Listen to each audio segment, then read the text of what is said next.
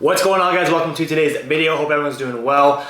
Today I want to talk about 10 things I wish I knew before I started lifting about 8 years ago now. So if you're someone that's brand new to the gym or someone that's really struggling to make progress, then I think these tips are going to help you out massively. So let's just hop straight into it. Sit back, relax, and enjoy.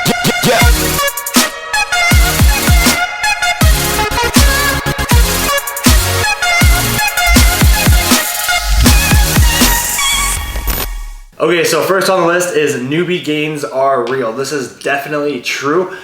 In your first 1 to possibly even 3 years of your lifting journey, you're gonna make the most amount of gains by far in your entire life, even if your routine or your form is suboptimal, because just by you going into the gym and training, it's gonna be such a big stimulus on your body that you're gonna make gains pretty much no matter what. Now, obviously you want to try to milk this as much as you can, so this is where it's really important to learn good form, to have a proper routine. So I would say having a personal trainer is the best time to hire within your first couple of years of lifting, because one, you can milk the most amount of gains, and you also learn proper form for the long term to avoid injuries. So again, the first couple of years is where you're gonna see the most amount of progress, so really take advantage of this. Every year after that, it's gonna be slower and slower and slower. And after like 10 years, you're gonna see very, very, very little growth. Most people hit their genetic limit around the 10-year mark. So after that, it's gonna be very difficult to put on new lean tissue unless you completely change something up or you've done something wrong for the last 10 years or so. Okay, so next on the list is fat loss. So I used to think there was like a magic way to get shredded, and there isn't. So for example, it doesn't matter if you're keto, vegan, vegetarian, paleo, whatever you are, the only thing that's gonna get you results, the only thing that's gonna get you shredded is being in a calorie deficit. That's the king to fat loss.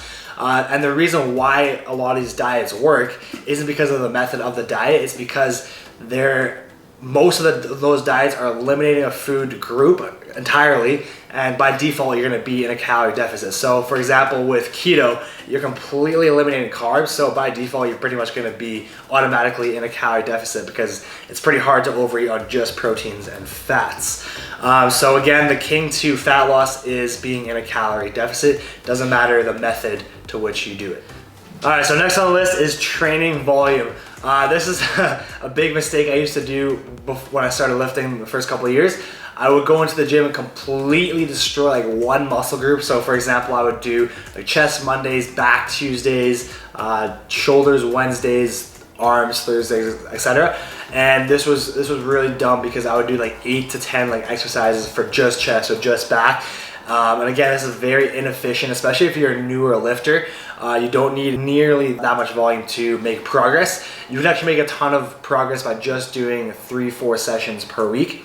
So going back to the training volume, it's really suboptimal to hammer down just one muscle group per week, because if you're doing that many exercises per muscle group, first off, it's gonna take a ton of recovery time. So if you do like 8 exercises for chest, it's gonna take you like almost a week to recover. After like the 3rd, 4th exercise, your muscle's already broken down quite a bit, especially if you're a newer lifter, that the 5th, 6th, 7th, 8th, and beyond are gonna be pretty much useless, and you're gonna be in a state of just overtraining. So when it comes to hypertrophy, it's better to train higher frequency, lower volume. So if I were to take those 8 exercises for chest and split up like Monday, Thursday, it would do me much more benefit versus just hammering all 8 in one day on Monday. Okay, so next on the list is you don't have to squat, deadlift, or bench to get bigger. Now, this took me a long time to figure out. I thought those 3 were like an absolute must in your training program, and they're actually not. Now, don't get me wrong, those 3 exercises are incredible for overall growth, especially if you're a newer lifter. You can make a ton of progress by incorporating those 3 exercises into your routine.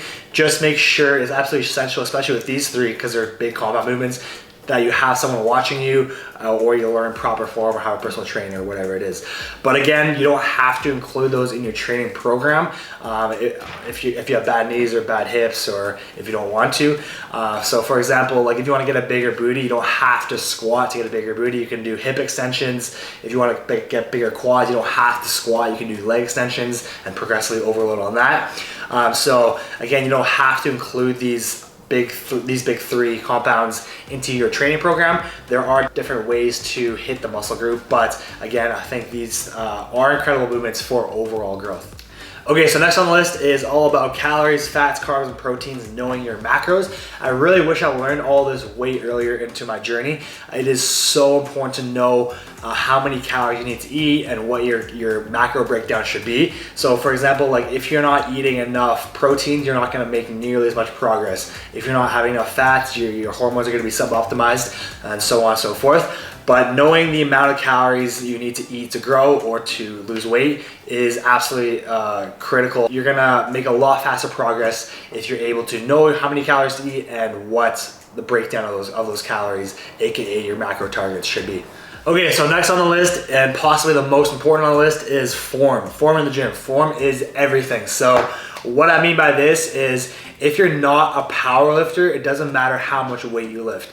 If your goal is hypertrophy, building muscle, you should be executing form as well as you possibly can. Again, this is why it's important if you're in the first couple of years of training to hire a personal trainer or have a friend watch your form and improve your form, because this is what's going to lead you to the most amount of growth by far.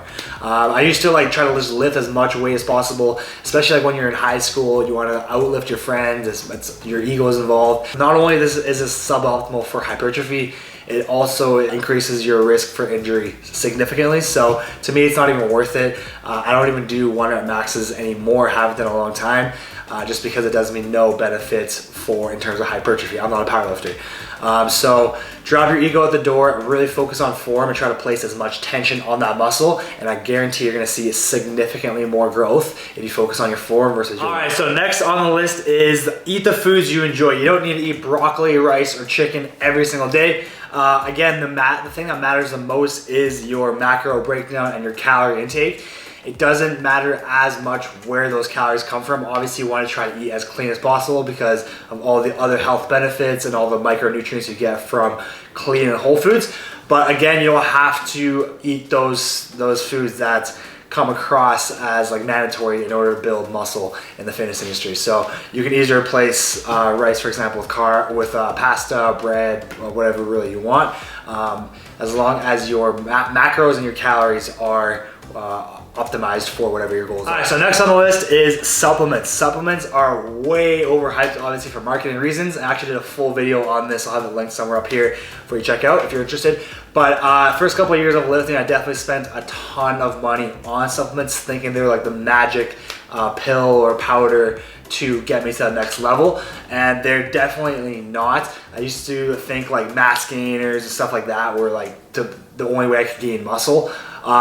So again, optimize your diet. The diet's gonna make up 95% of your physique, and then once you've kind of optimized that, then look into supplements. Supplements are literally the last 5-10% of the iceberg. And the only supplements that really I think are beneficial, for me at least, is creatine and protein powder, sometimes pre-workout or pump products just for having a sick pump or energy in the gym.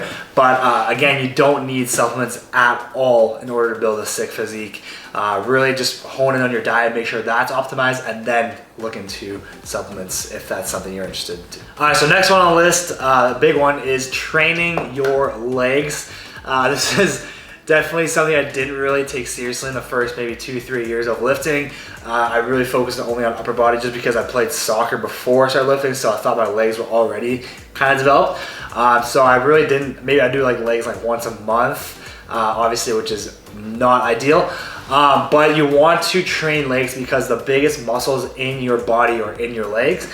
And as you may or may not know, the more muscle mass you have, the higher your metabolism is, and the easier it is for you to burn calories at rest, or the more calories you're gonna be burning at rest. So you definitely want to start training legs. And obviously, if you're training legs, then your hormones, you're gonna have more testosterone, your hormones are gonna be more optimized, and you don't have be walking around with chicken legs and a huge upper body. So that's definitely something I wish I started earlier. Thankfully, I think for me, genetically, my legs are one of my best body parts, so they were able to catch up pretty fast relative to my upper body.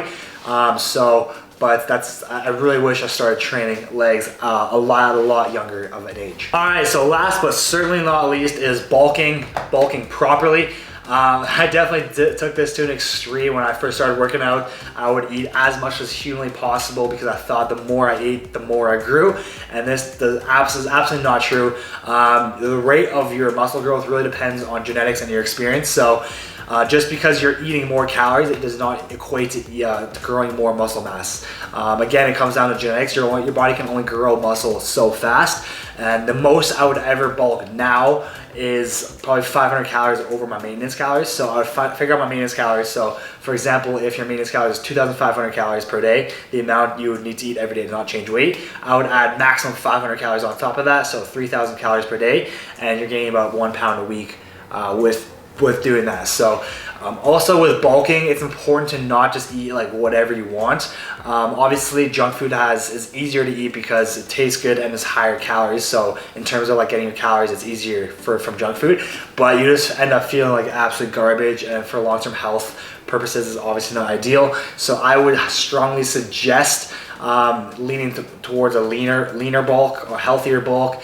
And if you are one of those hard gainers, there's definitely a ton of foods that are higher in calorie, more calorically dense and less in volume. So for example, like nuts, oils, avocados, stuff like that will really increase your calorie intake without adding too much volume into your diet. So if I can go back in the time, that's probably one of the biggest things I would change, is leaning, because before I would just eat like pizza, burgers, all that, whatever it took to get my mass gainers, whatever it took to get my calories in for the day.